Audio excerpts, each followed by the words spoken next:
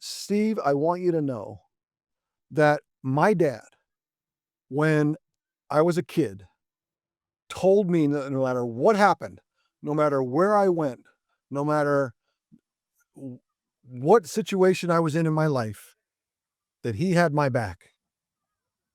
And he had my back, and it would never stop.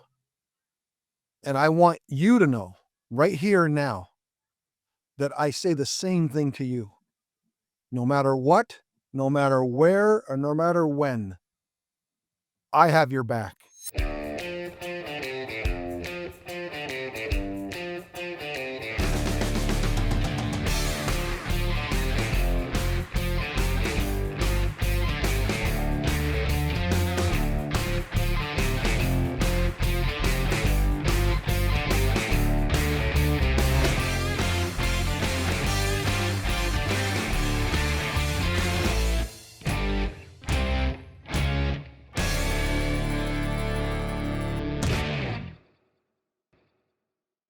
Mr. Steve Young, my name's Mike Lacey. I'm not introducing you to you. I'm introducing I know.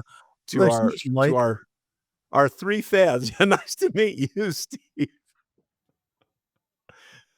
And it is so good. I feel a warm welcome for a fellow teammate, Mr. Steve Young.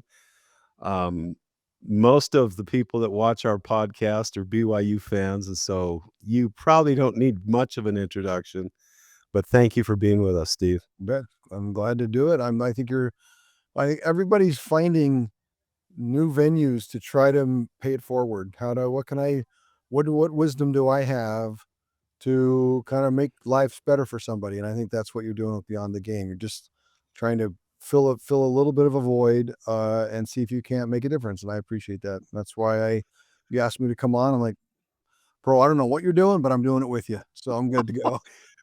One of your good friends, Jim Herman, came on, and he talked about the Huddle analogy, and he really said he stole it from you. But it was a pretty deep analogy where, wow, we come together. You might be from Wisconsin, and you're from Connecticut. Mike, you're from Rancho Cordova, California. And we all have different experiences. We're different age groups. We come from different families, maybe even different cultures, and yet we come together. We have one goal, and it was fascinating to be teammates with guys like you and Jim and Lee Johnson. Well, it's one goal or you're going to lose. So you choose, right? That's why football is so great. You either come together losing all the things that separate people. Bill Walsh was the one that said at the beginning of every season, listen, it's not the play we call. It's not the defense that we run. It's going to be the element of love that we share with each other is what's going to make the difference. And Is I that heard what he said? that's in 1987. Like, Mike, I don't know what you're coaching, but LaVell Edwards was an anomaly in the college ranks. Well, Bill Walsh was a complete stranger to the typical way that people coach with a big stick, just hit you over the head, tell you what to do, threaten you with your life, and then tell everyone to come together. Like, oh yeah, I can't wait to come together while I'm scared to death. I Well, gotta go home now. that was football. So football was built for really an abundant spirit, but wasn't always coached that way, wasn't taught that way. And but No. Bill he changed football because the conversations that he was willing to have around the very elements of togetherness, which should be the bedrock of all sports in general, but especially football because it's the ultimate team game. He brought forward, and I got to experience it. And that's the beauty of sports is it can be a metaphor. It can you can say at work or at home, hey, let's huddle. Everyone, let's huddle. And I think, what does everyone think? Oh, let's come together. Let's put our heads together. Let's try to figure out how we see each other, see each other's uniqueness, and figure out what to do together going forward. And that's called an abundant spirit. An abundant spirit says there are differences all day long in every relationship, but I am going to spend the time to make sure that when I huddle, that I see you and that we find ways and we'll go the long way. Sometimes it's very difficult, but I will make the effort and be patient and long suffering and have gentle persuasion and meekness and love unfeigned. And love I don't know, unfeigned. you ever heard that before? But those are the elements of togetherness, of abundance. That's the spirit of it's the qualities of being that you need to have. And I mean, the 49ers, if I said, did they have a spirit on what Coach Walsh talked about of love unfeigned, of long suffering, gentle persuasion? Like, you think football, the NFL? No way. No way. No way. But I can tell you that I would use different words to probably, but they're in the same vein. It's, I think the scriptural words are really to hold the priesthood or hold healing, because to me the priesthood is healing. That's the only reason. Well, I can't say the only reason for the priesthood, but the main reason for the priesthood is to heal. And so in that healing spirit, that's why I think the scriptures are very specific about those words. But in football, Bill introduced that concept that those words, or the spirit of those words, those states of being, were the most important thing we could do if we're going to win. If we're going to beat the Green Bay Packers or we're going to beat the Dallas Cowboys, that's how we do it. And it was like mind blowing, like, oh my gosh. And that's why I first started to take, so many people see religion as a Sunday thing, or separate from, I go to work and then I go to church, or I have my life outside the church and I have my life inside the church. And my life outside the church, I hold on for dear life, but inside the church, it's warm and it makes me feel comfortable. And, and I think to myself, we have got that all wrong. It's all the same. No matter where the relationships are, no matter how they come about, it's the same spirit of And Steve, abundance. And I don't, you you got were me going on. What was your question? Because I well, got lost on that one a little bit. I don't even know if I had a question. I love what you're saying, because it appears to me that you had this unique privilege, opportunity, experience of playing in some situations. LaVell Edwards, like you said, was unique. But Bill Walsh was, I mean, if that was the way he ran your team, It's and crazy. I've heard you say, and in your newest book that we want to talk about a little later, The Law of Love, you talk about the law of love is undefeated. And I love that. And if there was a team close to being undefeated, it was you and Joe Montana and Bill Mhm. Walsh Yeah. and that 49er system that you had for so many years. It's crazy. And the culture, what happened is that when you set the values, set the tone with the description of what matters most, which was the relationships that we had, then we all paid attention to the relationships. Like, it became self-fulfilling. And then you had people that became leaders who then thought to themselves, okay, if I'm going to lead with relationships first, how would I lead? And Ronnie Lott was the de facto, and it was Hall of Fame safety for the 49ers out of USC, but Ronnie Lott ran the 49ers. But he didn't run them by fiat. He didn't run them by force. He did by example. Right, exactly. And then held everyone else accountable to the work that needs to be done, and to make sure that in the effort to be excellent, or to be the best, or to be, the grind of it, that we never lost track of the scene, the people. Funny story, when I joined the 49ers and Joe Montana, it was awkward. And I don't know, Bill Walsh had said that Joe had back surgeries and I'd come and maybe I'd play. And then I came and Joe was fine. And then all of a sudden we're together, and it was always awkward. And especially the first couple of years, because the team was, Joe Montana was the king. And then here's this guy, and it's causing all this grief, and no one knew how to take me in. And it was just awkward. I keep saying the same word because it really was. And so one day out of practice, I did something bad. And you'll know that, because you played a lot of football, Mike. Somebody yelled out, "You suck!" Like, on the team. Like, Oh my heavens. that does not happen. No, it doesn't. Yelling, "You suck," or something. And then everyone's like, you could hear, everyone just stopped, like, because it was kind of, that's how awkward it was. And Ronnie Lott, into that void of silence, walked up, and he didn't say who said it. He didn't challenge anyone to a fight. He just turned to me and said, "Steve, I want you to know that my dad, when I was a kid, told me no matter what happened, no matter where I went, no matter what situation I was in my life, that he had my back. And he had my back, and it would never stop. And I want you to know right here and now that I say the same thing to you. No matter what, no matter where, or no matter when, I have your back. And so does everyone else on this team." And you could think about the moment. It was like in practice here. And you know how awkward you feel and you're like, "Oh, where's this going?" And then the king steps up and says, "You have nothing to worry about." And Wow. think That about brings tears to what he my said. eyes, Steve. Think about what he said. The tears in my eyes. Think about what he said to everyone else without saying it to them. In other words, he spoke in an abundant way. He gave an example of what is our standard, what is our value, who are we, and then said in a way that everyone could take it in without having it feel like they were being, lectured or told.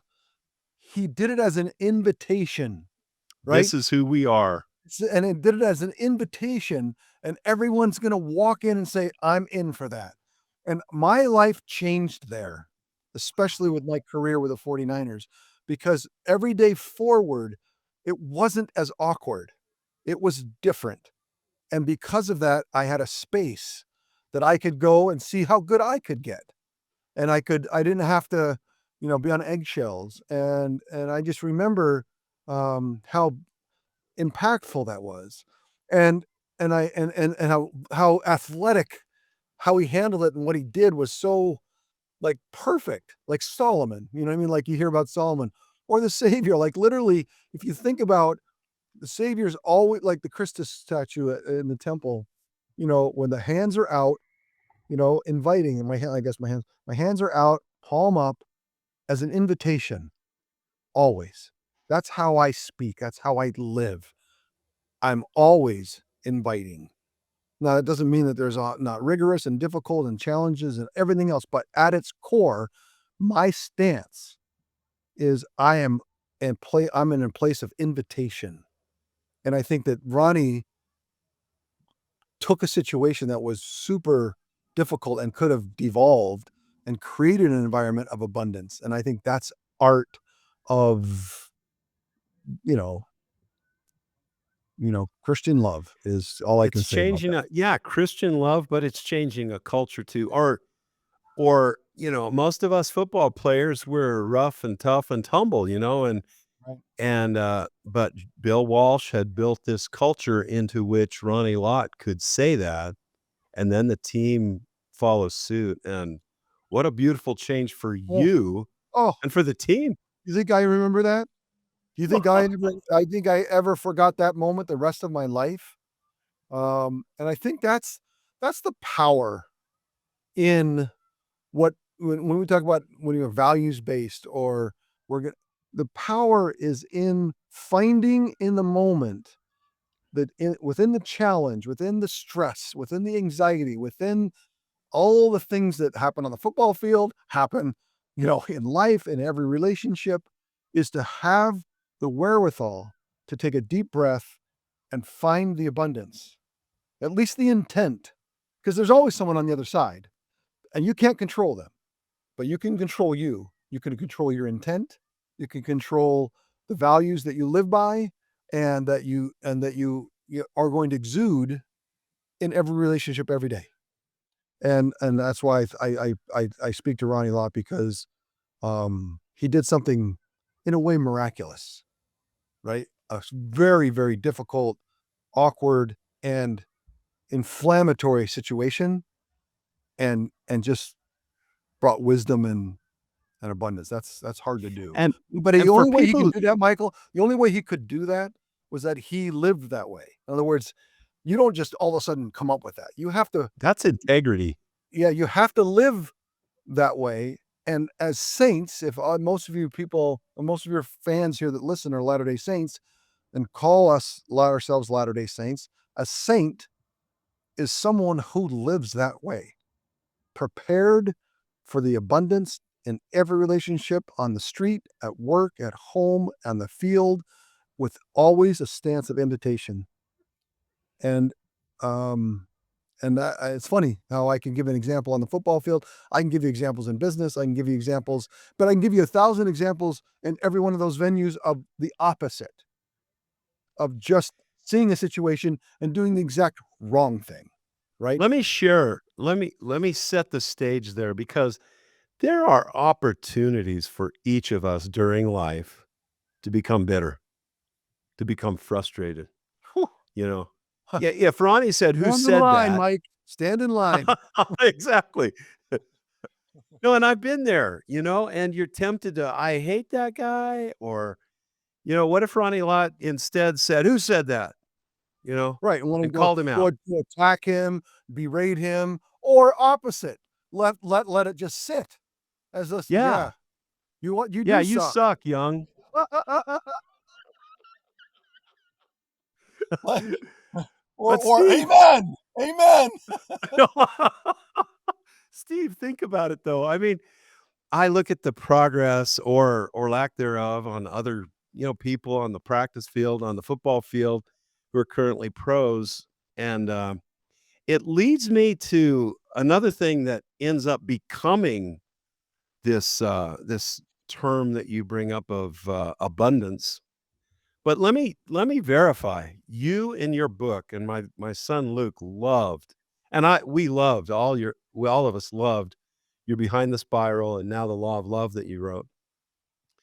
But Steve, you told the story about, was it 7th string, 8th string. 8th string? That's Yep. right. Well, I I thought was there. I thought I saw my name at the end of the 8th string, and I remember seeing the thing, and I was like, well, first of all, there's no way that there's 8 quarterbacks. Who would do this? But of course, BYU being the only place that you could throw or be and prepare for pro football is going to have 8 guys. But I saw my name at the end. Why? And quickly, my first instinct was, oh, it's alphabetical. They listed it alphabetical, and then I looked at it closer. I'm like, McMahon, Bybee, Chris Moore. Oh no, it's not alphabetical, bro. It happens to be Y, but it does not reflect why you're at the end. You're at the end because you are that guy. So But Steve, I had returned from a mission. I had switched from offense to defense. In '79, I had been a fullback, and Danny Frazier had had that terrible accident during the game, oh, that's right. broke his neck, and so Mm, Fred Whittingham wanted me to come back to play linebacker. So mm. I went, and I don't know who spoke to you, but you spoke to somebody, probably LaVell, because I think you were considering options. No, the story, and I mean, I don't know. I don't want to But you belong to the came to story. me. Oh yeah, go ahead. I remember just you coming to me and Oh, okay. asking, "Hey, what's it like? What's it like going on a mission, switching from one side of the ball to the other?" And you're just the young. I didn't say you stink or you suck, but I didn't know you. You're just a new freshman, and which is cool. I was happy to talk to you, but I can attest to the fact that what you said is true, and the rest is history. Even to the point where you got to the 49ers, and still with the 49ers system, maybe you were still unproven. But Steve, how did you do it? How did you wend your way through these frustrating trials and make it to the top, and not just make it to the top, but be extreme? You and Jerry Rice were just unbelievable together. And I'm from Northern California, so I was your fan. Mhm. My dad's nickname is Grit, and he means it, and I think that it's very intentional. I've said this many times that I tried to quit a lot in my life, and he just wouldn't let me. And and I think that every one of the roadblocks, and I think once you get in a pattern of not quitting, of feeling like you want to quit, contemplating wanting to quit, belaboring the idea that maybe it should be best to kind of quit, and then you don't, you start to set a pattern of going through it rather than around it. I say that as a metaphor. And I think that, the situation started in high school and then in college and then as a pro and then in life and in personal life. It's like, and so I think I just got into a stance of grit from my dad. Like, it's just, we're going through it. And I don't know what's on the other side. I'm not sure what the next thing we're going to do. I don't know if there's another mountain to climb or not. I really don't know, but this one we're climbing. And I think, that's the only thing I can say to it, because the book that I wrote, kind of my life story, because my son, I wanted him to hear what my truth was. And, my truth ended up being a lot of, hardship and tough times and moments where you kind of go either way or have an angel on your shoulder or anything else. And I think that, you asked me how, and I think now that I'm on the other side of it, for a lot of it, I feel like I would not want to live that out again. Like, if you said, okay, Steve, you get to go back and do it again, I'd be like, no, I don't want to do it again. I don't know. Cause no way it ends up as good, and no way do I want to go through all that. I mean, even funny, it was like just today, someone said, you went to law school when you were playing? And I go, yeah, I was at a business meeting. He goes, yeah, I did. And he goes, how? And I literally said to him, I don't know. I don't I don't remember. It just happened. I don't know what to tell you. Steve, amazing. But if you still have time, I would love, because you talk about abundance and your book has such a fascinating perspective on transactional living versus abundance, and can you share with us, because it feels to me like you have lived this law of abundance for quite a while now, I or appreciate it. trying to. Well, you've seen the roots we just talked about the roots of that book, of Yes. starting to understand. And then what happened is I got into like quandaries and challenges and what I'll call Gordian knots that I felt like I couldn't resolve. And in the challenge of trying to find heaven's opinion or help, uh, and finding kind of like usual, well, Steve, good luck. Like, you can do this. Like, I can't tell you how to do it. You gotta grind this one out. And, but, I always felt like revelation for me was peace. Like, no matter how hard this looks, you're in a place of, you've prayed your way here. You know what I mean? In that way. And And it's so, not gonna you're not gonna feel fear. yeah, I prayed my way here. And now I think the whole point of life, according to restored gospel, is I'm here to learn and grow in mortality. And if I'm here to learn and grow, and that's what God wants me to do, he certainly doesn't want to come down and tell me exactly what to do and then just follow like a series of to-do lists. And then, we're good. Like, I think God actually wants me to see the challenge and the difficulty and live it out and make decisions and know that I prayed my way here and become a good decider, someone who, I think that's the best quality of a saint. And so I've tried to do that, but in them, I'm getting a lot off the top. So going back to the fundamentals of the relationship and with heaven, I started to realize that the best and most abundant spirit that I felt was when I was not asking for something, when I wasn't seeking, literally, like, God, I'll do this. I'll do this if you bless me, like in a transaction. And we know transaction in our lives. We live it every day. In fact, we live in a transactional world. Like, keep breathing and you live. You know what I mean? You're Like, in private equity, there's brother. deals. Well, there's deals that we make in just life, just in by True. the sweat of your brow. Like eat what you kill. Like, you got to go out and you got to make it happen. That's like the world that we live in. So it's super transactional. But I realized that that was in the losing the transaction and more in the spirit of what I just described to you on the 49ers, a spirit of abundance that said, God, I want a partnership. I want to come close but I don't want to make a deal. There's no deal that I want to make other than I want to bind myself to you. And in the binding is the most profit, the most miracle that can happen. And I'm not binding myself so that I get something other than a measure of spirit, a measure of heaven, a measure of inspiration, a measure like this.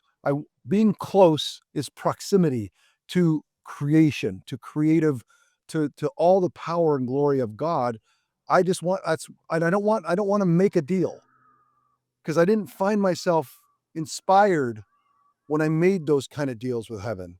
I find myself more inspired when I made a relationship, a proximity, an intimacy. And so it just got me thinking about almost everything that happens. And I was teaching gospel doctrine for some years, and laying that template on top of almost every lesson, you start to see how I think that God intends us to seek away from transaction into a non-transactional selfless state. And so I just started noticing scriptures. Uh, uh, um, and I guess fundamentally I realized that there's no way, if there's a perpetual place in the universe, it's not here. Because you look at me right now, I look in the mirror the other day, it's not going well. We don't live in a perpetual place. But We're not forever young, you mean? we're not forever young here.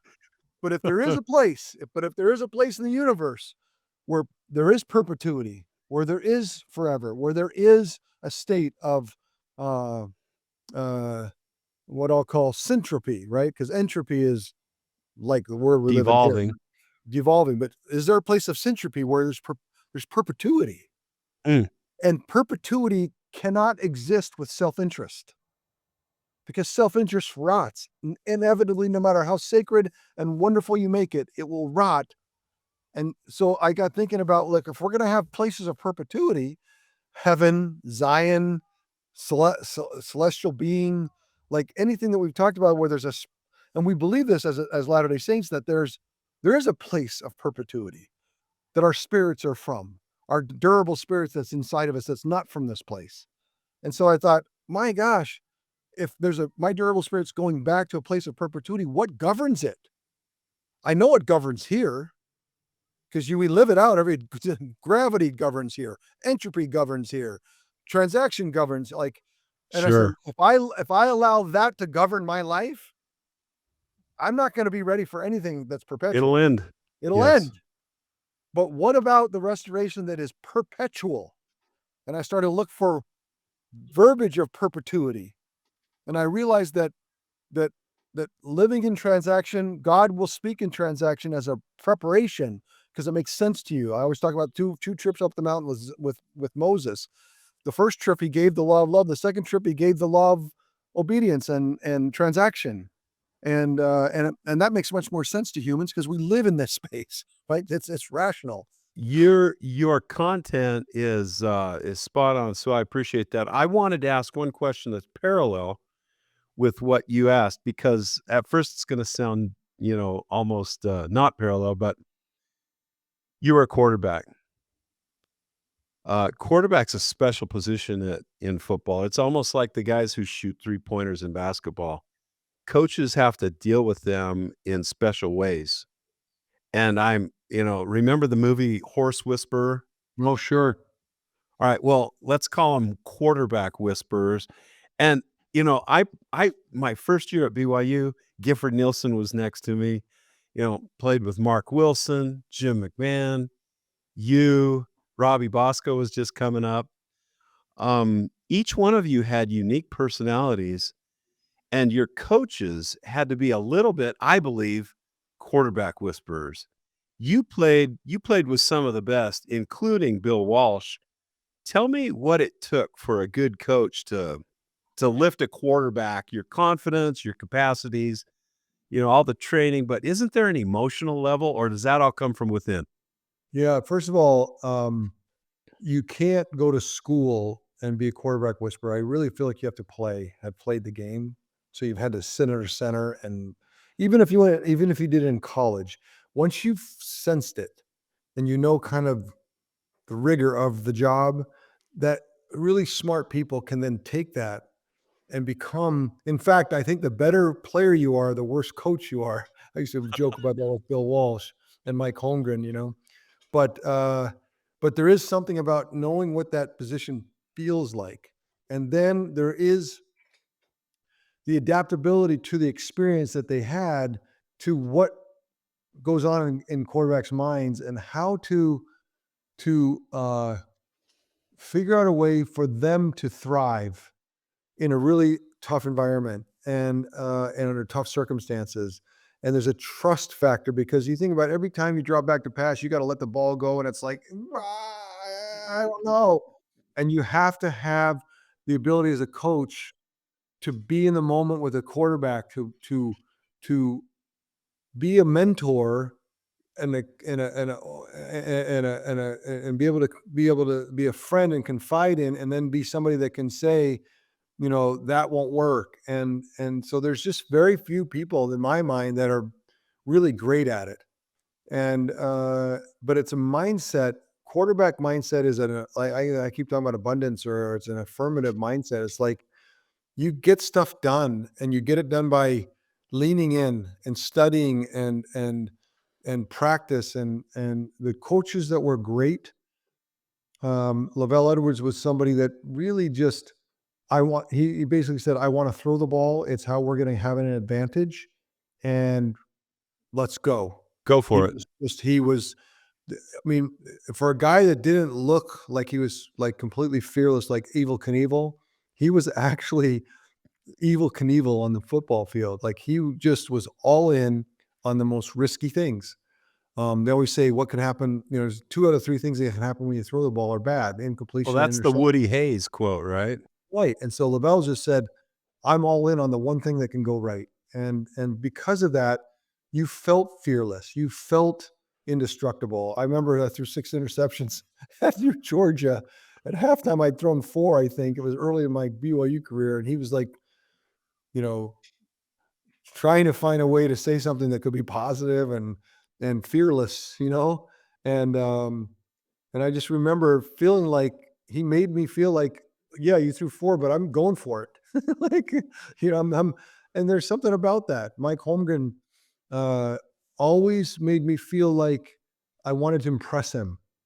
You know what I mean? Like, how do if I could impress him, that'd be the best thing that ever happened to me. And so that's a talent that people have to exude you the best performance from you.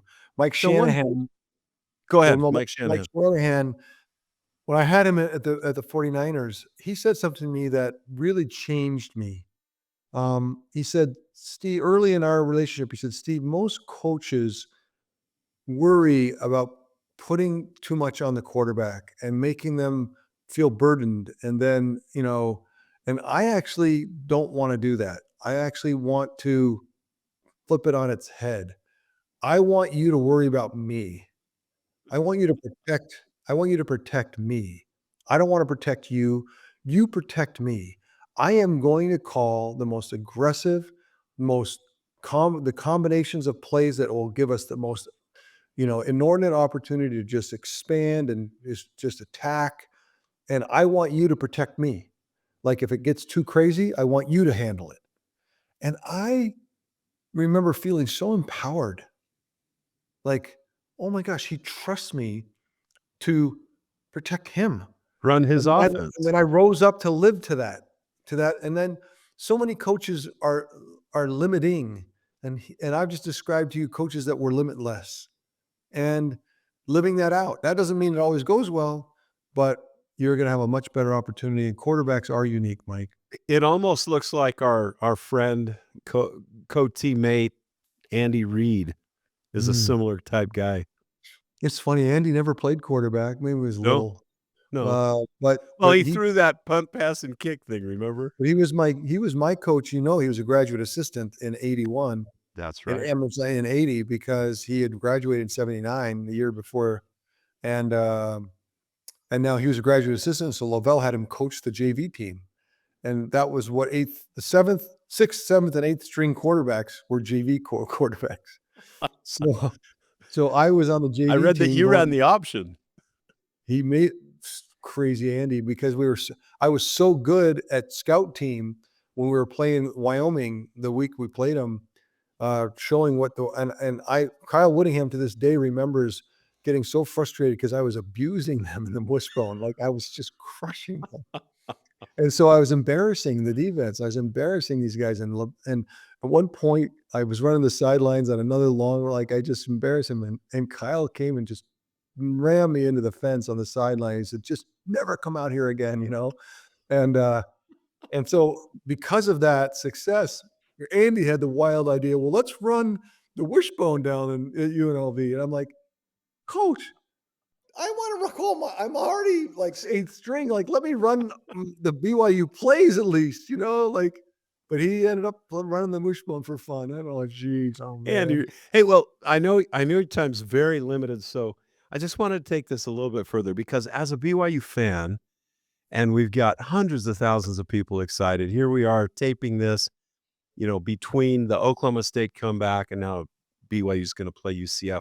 And I've been so impressed with your whispering to our current team, especially our quarterback. And here I'm Yeah. I'm just putting myself in the place of, let's say I'm some guy that came onto the Chicago Bulls and Michael Jordan's giving me some, kudos. Hey, you can do it. You can do it. I mean, to me, that's building our team in a way that you were talking about. It's selfless, except for the fact that you're a little bit of a Cougar fan, right? But Well, and I got to give Jake credit because Jake, a lot of younger players won't engage me. And I'm not I don't wanna I don't I was a quarterback at that time, and I don't want some old guy bothering me. So, like, it's kind of like you have to kinda reach out or do something affirmative to let me know that you want some advice or help, because I just don't feel it's appropriate for me to just call somebody and say, "Hey, look, I'm here, and, let me tell you a sh couple of things." So, yeah, good for well, I you. give Jake credit because not a lot of guys won't engage me. We saw each other, uh, well, at the alumni game a year ago, and then last where were we with in the off season? Twice I saw him. Anyway, he was just Steve. Tell me tell me, give me some tips. Tell me what's going on. Tell me some things. And so I really love that about him. And we've engaged even this last couple of weeks, me complimenting him on his and me, like, it's a warrior's journey to play quarterback. I don't care when you play it. It's a warrior's journey. And he had a tough year before, and he went to the work this offseason and studied and did the schoolwork, the grinding schoolwork, and he got better. He got better by repetition in the offseason. And then he got a chance with a great defense to kind of grow into it, and he was mistake prone and wild, like a wild horse that had never been tamed, and his like stuff was shooting out all over. And he self-taught how to hold on, like let's calm down the negatives. Let's calm down the wild stuff, but not losing the if like the aggressiveness that he had in letting the ball go and letting it fly. And because so many of his successful throws are because he's like doesn't mess around. And so I admire him so much for it's hard to change. It's hard to get better. It's hard. People say people don't change. Well, Jake Retzlaff changed and he did it himself. And I think that I'm now watching. Look, and he could have some tough games. I told him he's still, bad games come. Hopefully not, but if they do, we'll love you through it. Like we're with you, and you just keep making the affirmative effort to to shape the backside of the bad parts, like And I said even the game the other day against against Oklahoma State. I said that was not you actually it was remarkable and memorable and amazing, but there's a lot of stuff to learn from. So let the amazing part, wash over you for 15 minutes, but then go get that film and get better. Because that game, you left a lot of possibles out there. You left a lot to to learn and get better at. And he's like, I'm on it, and that's his response back. He wrote, "I'm on it." And so but that's to me, that's how you get better. You don't rest. And look, we're all dreaming right now. We're all like, what if? I And know, I know. by the time people see this, we might be 7-1 or 8-2. I don't know what it'll be when they see this, but Right. right now we're 7-0, and it's a dream world right now. It's Dream City. What are your I know you only have a minute, so what do you have any final thoughts for our friends at Well, Beyond the no, Mike, Game? I think we covered a lot of really cool aspects of, like, I hopefully made a connection between your marriage, between your parenting, between a football field and the violence and the aggressiveness and the transaction that happens there, and sitting at church. Like, they're all connected, and they're all ways to find abundance. And hopefully that's what I've found. I'm not perfect at it, but I'm about it. And I'm grateful for you to bring it out in me, because I don't know that I've said it just the way I've said it before like this ever. So I appreciate it. Appreciate you. Steve, I wanna be on your team, brother. Thank you for what you're doing in the world and with our Cougars, and, I look forward to seeing you again Well, soon. you're a warrior, Mike. I know your story, and you are a quiet warrior. And so I honor your patience and willingness to find positivity in tough spots, and um, patience, and yet, finding the abundance. You've done this already. I've watched it, and I really appreciate you. Well, thank you, because I know that comes from the same you've gone through similar, if not even more difficult, so go for it. Doing it I together. I wanna visit with you someday about how you keep that positivity, but I think you explained that, so thank you, Steve. Okay, buddy. Take care.